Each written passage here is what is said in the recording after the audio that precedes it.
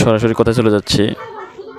মুখের দুর্গন্ধ দূর করার জন্য 1 গ্লাস পানিতে কয়েক ফোঁটা ফিটকারি দিবেন, এর গলিয়ে 10 মিনিট পর কুলি করবেন।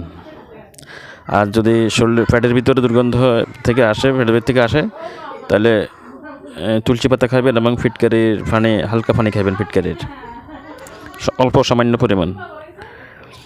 অনেক সময় দেখা যায় অনেকের বগলের তলে দাগ থাকে, কালো দাগ। ওই দাগগুলো ওই যে ফিটকারি ব্যবহার করবেন, প্রতিদিন 3বার করে ব্যবহার করবেন। মানে ফিটকারি দিয়ে ডলবেন, ডলির ধুয়ে ফেলবেন। বেশি করে গোসল করার আগে করবেন এটা বেশি করে। এরপর মুখের উপর ফাঙ্গাস থাকে, ছত্রাক থাকে মুখের উপরে, স্কিনে, ওই ফিটকারি দিয়ে ডলবেন মুখের উপরে, ফিটকারি পানি দিয়ে ওয়াশ করবেন ডেলি 2বার।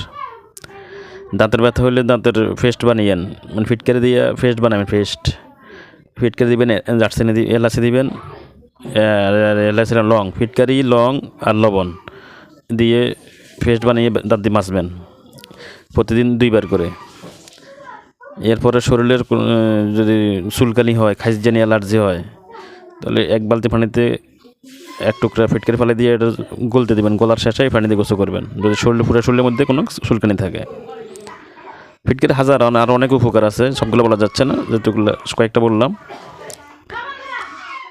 তারপরে অনেক সময় রানের মধ্যে, গরমকালে রানের মধ্যে ফাঙ্গাস জমে, 2 রানের মাঝখানে যে ঘাম জমে, এখানে মানে ফাঙ্গাসও জমে। তো এই জন্য ওখানে ফিটকারি দিয়ে ওয়াশ করবেন, ধুয়ে ফেলবেন ভালো করে।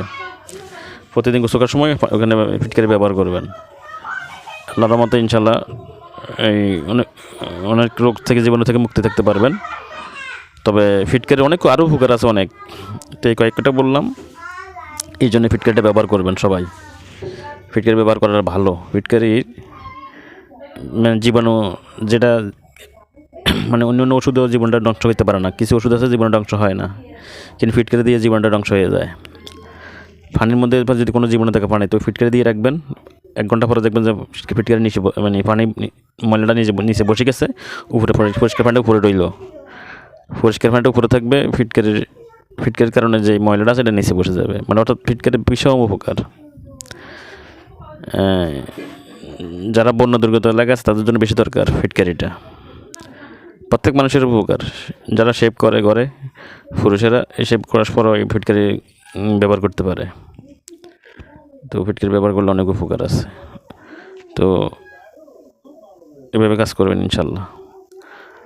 জাযাকাল্লাহু খাইরান ওয়া তাওফীকুল বিল্লাহ। হাসবি আল্লাহ ওয়া নি'মাল ওয়াকিল। তাওয়াক্কালতু আলাল্লাহি ওয়া কাফা বিল্লাহ। লা হাওলা ওয়া লা কুওয়াতা ইল্লা বিল্লাহ।